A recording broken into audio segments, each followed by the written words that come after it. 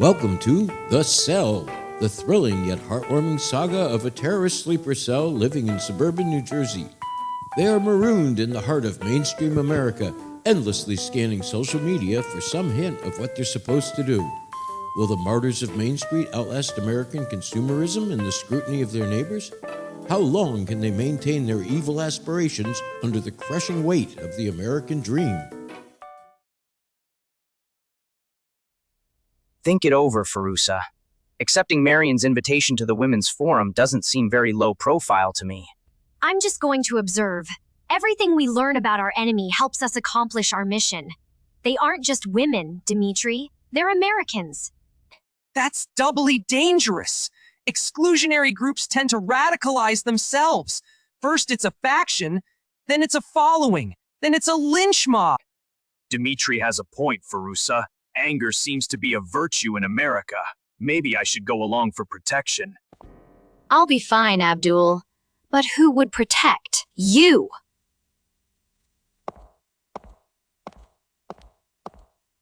I'm so glad you came. I apologize for Alex's behavior under the mistletoe. Of course I administered a correction. It's for his own good. Sometimes a wife must be more of a husband. Yes, I understand. Men are driven by instinct. They're helplessly predictable. So, how did you meet Alex? I recruit senior engineers for General Dynamics. That's how we met. I love my job. Finding the most qualified man for the position and then putting him right in his place. You are an oral surgeon. That must be challenging. I mean, nobody wants oral surgery. Does inflicting pain on your customers cause you any discomfort? No. Pain is my profession. I know how to manage it. Women tend to have their own personal threshold. Men are more predictable. The more cleavage I show, the more pain they'll tolerate.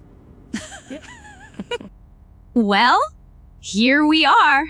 Shriners Hall. Who are those demonstrators? They're a fringe group of militant romantics. They're clinging to a past that never really existed. Just ignore them. Ladies against women! Don't bitch, bewitch! Doors open for ladies! Doors open for ladies! I can see how she's dressed, Ethel. But a lady of the evening is still a lady. We must try to save her. Please, my dear, don't go in. A woman's forum is no place for a lady. Save yourself for your husband.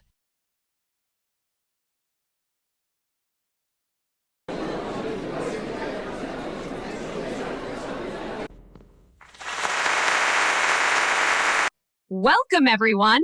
Tonight's discussion is about freedom of choice for athletes and ending gender discrimination in sports. But first, I have some exciting announcements about upcoming events. On the 12th, we will be discussing a new book by Dr. Marcy Bell, the famous sex engineer from Smith College. Its title is The Vestigial Gender, Keeping Men Relevant in the Coming Era of Synthetic Sperm. On the 26th, we'll welcome anthropologist Janet Mead. She's the leading expert on cacicas, the female rulers of indigenous tribes in the Amazon rainforest. Don't miss her famous lecture, When Queens Were King of the Jungle. Now, let's welcome a special visitor. She's an immigrant, an oral surgeon, and my new neighbor, Farusa. Please come up and introduce yourself.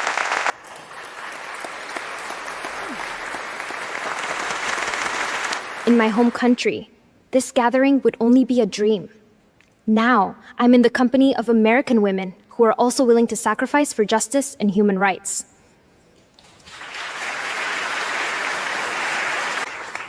When I was young, my mother taught me about the women's liberation movement in the 1970s. I was inspired by that Playboy bunny who escaped the exploitation and organized the women who became bra burners. Many things have changed for women since then, but men are still the same. However, Something my grandmother said long ago still gives me hope. She grew up in Afghanistan, where she was forced to wear the infamous burqa. She had to endure the oppression and isolation that was imposed on her by men. My grandmother longed for the day when men would be forced to wear a burqa. If men experience the humiliation and degradation of the burqa, they might acquire the empathy that's lacking in their character. Wow, Farusa, you really killed him tonight. Did you learn public speaking in dental school? Sort of. I learned it's easy to talk in front of people who have mouths full of sharp instruments. Public speaking and dentistry can be similar. You're the only one who's talking and nobody remembers what you said. Well, they remembered long enough to vote that every husband should have an empathy burqa experience. Yes, let men suffer a grandmother's terrible vengeance. I bought a pregnancy empathy harness when I was carrying Lamont. Alex said just looking at it made him so uncomfortable he didn't need to wear it. A burqa? I don't even know where to find one.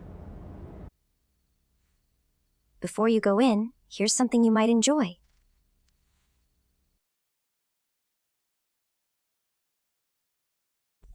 Another chauvinistic fantasy by some frustrated misogynist?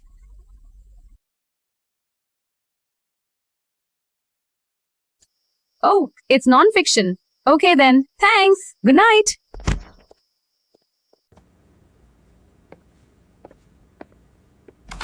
Bravo, Farusa.